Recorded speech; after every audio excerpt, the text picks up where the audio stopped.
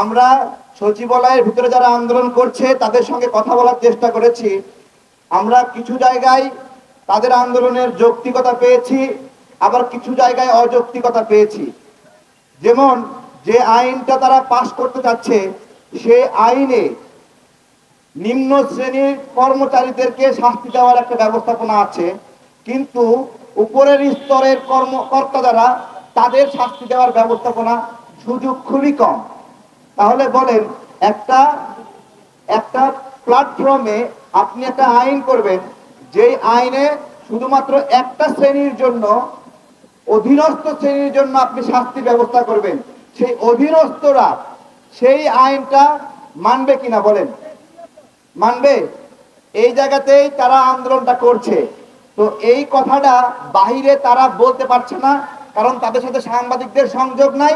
আবার তারাও নিজেরা ফেস করছে না, বোল্ডলি বলছে না এটা, কারণ তাদের চাকরি চলে যাবে। কেউ ভোকাল হচ্ছে না, সমন্বিতভাবে সবাই চেঁচামেচি করছে, সঠিক বার্তাটা কারো কাছে যাচ্ছে না। সবাই আমরা মনে করছি অবশ্যই তারা ফ্যাসিবাদের দোষর, যে কারণে আন্দোলন করছে। এই তো তো আমার কথা হলো যে এই যে সচিবালয়ে সংস্কার করবেন, তো সচিবালয়ে তো কিছু পিঁপড়া, কিছু হাতি, দুই ধরনের প্রাণী এখানে আছে। তো সেই পিঁপড়া এবং হাতি তাদেরকে এই সংস্কার প্রক্রিয়ায় যুক্ত করতে হবে না? অবশ্যই। তাদের মতামত প্রয়োজন হবে না? অবশ্যই। যাদের উপর আইনটা আপনি প্রয়োগ করবেন তাদের সাথে এটা সোশ্যালাইজ করতে হবে না? না, এগুলো করার সময় নাই। হাসনাত সার্জিস বলছে রাজুতে চলে আয়, সব বলছে রাজুতে চলে, সব রাজুতে চলে গেছে। এই সিস্টেমে কোনো সংস্কার বাংলাদেশে বাস্তবায়ন হবে না। সংস্কার করতে হলে জনগণের সাথে সম্পৃক্ত থাকতে হবে। দু চারটা ইউটিউবার বলে দিবে যে এই এই এই বদলায় ফেলেন, সেভাবে বদলালে বাংলাদেশের সকল রাজনৈতিক দল মত সমর্থন করবে না। তারা তো সবাইকে রয়ের দালাল বানায় দেয়। এখন যারা রয়ের দালাল হয়ে গেছে তারা তো এখন কোন দিকে যাবে বলেন? তো এটা হলো বিষয়। সচিবালয়ে যারা আন্দোলন করছেন তাদের প্রতি আমার আহ্বান যে আপনারা যে বিষয়গুলো বলছেন এই বিষয়গুলো গুছিয়ে রাষ্ট্রের উদ্দেশ্যে আপনারা বলেন, এবং এটার একটা লিখিত ফরম্যাট আপনারা দেন, যেটা এখনো দেন নাই। আপনারা শুধু কান্নাকাটি করছেন, কিন্তু কেউ ওই কান্নার কারণটা জানতেছে না। ডক্টর ইউনূস স্যার এবং দায়িত্বশীলদেরকে বলবো, আপনারা এই যে যারা আন্দোলন করছে তাদেরকে বাইপাস করে সবগুলোকে বহিষ্কার করে দিবেন, হাজার হাজার স্টাফকে রাতারাতি বহিষ্কার করে দেবেন। এতটা মনে হয় সহজও না। এটা তো শুধুমাত্র সচিবালয় কেন্দ্রিক না, সচিবালয়ে কিছু স্টাফ এখানে চিল্লাচিল্লি করছে, সারা বাংলাদেশে এর সিলসিলা আছে। এটা সারা বাংলাদেশে হাজার হাজার বা লক্ষাধিক লোক ক্ষতিগ্রস্ত হবে অথবা বেনিফিশিয়ার হবে, তাই তো?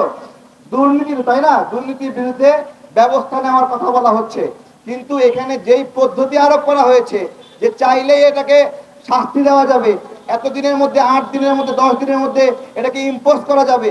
আপনার একটা কথা আছে যে জাস্টিস ডিলাইড, জাস্টিস ডিনাইড, মানে বিচার দেরি করলে বিচার আপনার হলো বঞ্চিত হয়, বিচার আর হয় না। ঠিক একইভাবে জাস্টিস হারিড, জাস্টিস হারিড মানে কি? জাস্টিস হারিড হলে মিসফায়ার হয়, মানে ভুল মানুষকে ফাঁসি দিয়ে দেওয়া হয়। তো এইরকম ভাবে যে দ্রুত শাস্তি দেবে, দ্রুত বহিষ্কার করবে, এটাও কোনো প্রক্রিয়া না। আবার বলা হচ্ছে আপিলের বিষয়ে, যে আপিল করলে তারা এই আপিল গ্রহণ করতেও পারে, নাও গ্রহণ করতে পারে। এই যে এই বিষয়গুলো নিয়ে কোনো আলোচনা হচ্ছে না, যে সঠিক প্রক্রিয়াটা হওয়ার। আমি মনে করি সচিবালয় কেন্দ্রিক যে সমস্যাটা শুরু হয়েছে, সচিবালয় ঊর্ধ্বতন কর্মকর্তাদেরকে বাঁচিয়ে যে আইনটা করা হয়েছে নিম্ন অধীস্থ কর্মকর্তাদের শাস্তি দেওয়ার জন্য, তার জন্য একটা ডিবেট হওয়া দরকার, এবং সেই ডিবেটে খোলাখুলি আলোচনা হওয়া উচিত যে কি কি ধরনের অন্যায় হয়, কি কি ধরনের দুর্নীতি হয়।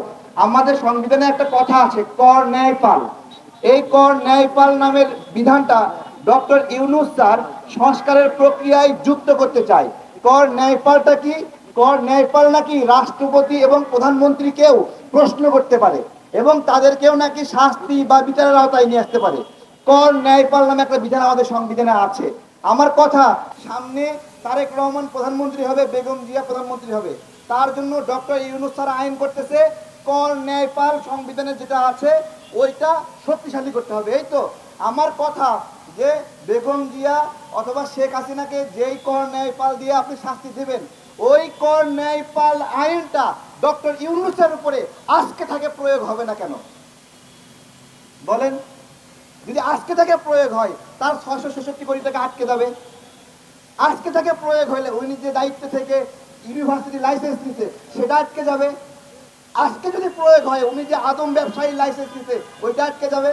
তো উনি যে আইনটা পরবর্তী সরকারের জন্য করতে যাচ্ছে সেই আইনটা প্রাথমিকভাবে একটু পরীক্ষামূলকভাবে আসিফ মাহমুদের উপর প্রয়োগ করেন, তাই না?